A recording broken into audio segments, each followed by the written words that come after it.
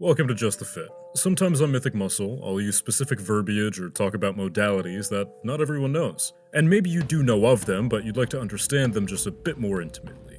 Here's to you. On Just the Fit, I'll be focusing on the fitness part of Fitness and Folklore. These episodes are a little bit more pragmatic in nature, and if I do my job well, you'll come away with a greater understanding. If you're looking for some myth, this totally isn't for you, but Just the Myth, the sibling to this series, definitely is. Of course, if you need a bit of both, Mythic Muscle's still there waiting for you.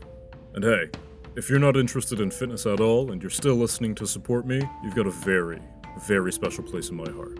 Thank you. If you want to support me further, you can find me on nearly every social media platform. Patreon, my preferred platform, TikTok, X, formerly Twitter, YouTube, Podbean, Spotify, and Instagram by searching for Mythic Muscle Podcast and looking for the helmet crossed with the barbell and the microphone. Without further ado, here's Just the Fit Episode 2, Progressive Overload. Progressive overload is a relatively simple concept and is best explained via reverse engineering. The more you train, the stronger you get. With that, I have been your host, Benjamin Cloud. Thank you so much for... Okay. I was just out to ruffle some feathers.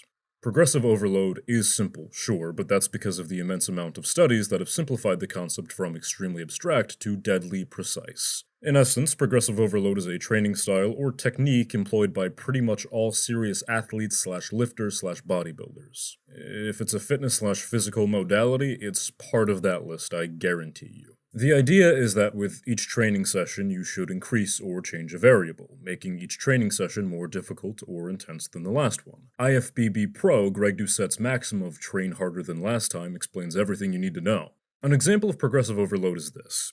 Bench session 1, I bench 225 pounds for 4 reps. Bench session 2, I bench 230 pounds for 4 reps. And on bench session 3, I bench 235 for 4 reps. I kept the reps the same, but increased the weight. Now, the cumulative result of that is after 3 training sessions, I am quantifiably 10 pounds stronger on the bench.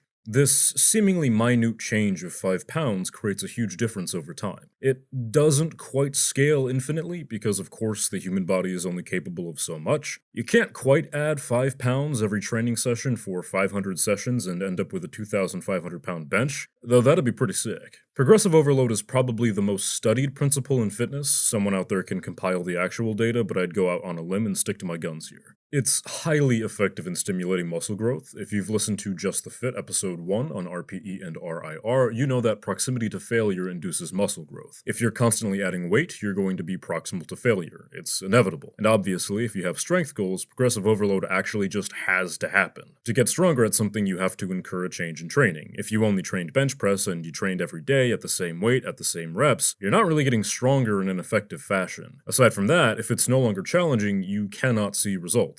This is because the body has very limited markers it checks in order to force growth. And it really breaks down to this: abundance versus need. If there's an abundance of rest, the body will change, but it won't necessarily grow in a desired fashion. If you impose a need to grow onto the body, it will change and adapt in a necessary fashion. Our bodies are adept at adapting to stimuli, and they actively seek to make difficult stimuli easier. It's sort of the basic principle of adaptation in general. If you put extreme stress on the body via lifting weights regularly, the body goes, "This is really hard, we need to make a change so that this recurring stimulus becomes easier to handle." Which is the exact result we're looking for. That change that the body makes is hypertrophy, increase in muscular development. And if you don't, going back to that abundance of rest, the body says, well, we're fine here, but we probably won't be in the future, so we should store a bunch of these calories to use later when we need them. This is a change, sure, but it's definitely not the change we're looking for, unless that's your goal. I wouldn't advise it, but hey, you do you, boss. There is some neurological nuance, but for our purposes to get stronger, get fitter, etc., that's the surface level breakdown you need to know.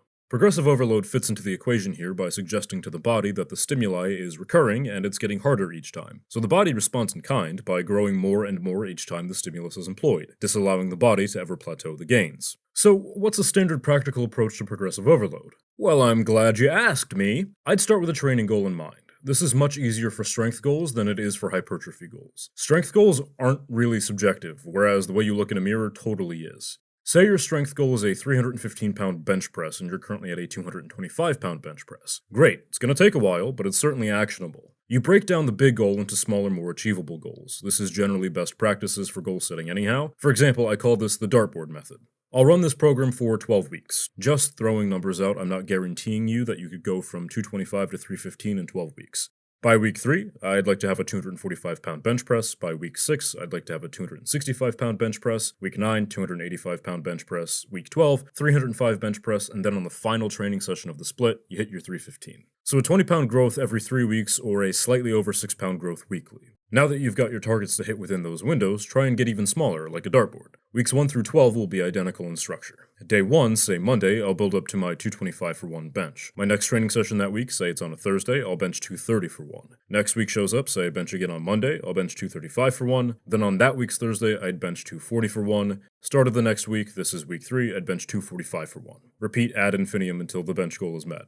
When you break down training blocks like this, it becomes super easy to meet those goals. You know you need to hit this weight on this day, and you have to do everything in your power to rest enough on the days before to hit said weight. Progressive overload leads to growth. It can't not, unless you're overtraining, which, if you're using progressive overload, it's really hard to do so. Super basic concept that can really be summarized by Coach Greg's maxim from before: train harder than last time. You'll see results. That's progressive overload in a nutshell, and my attempt at not bogging you down with a ton of science.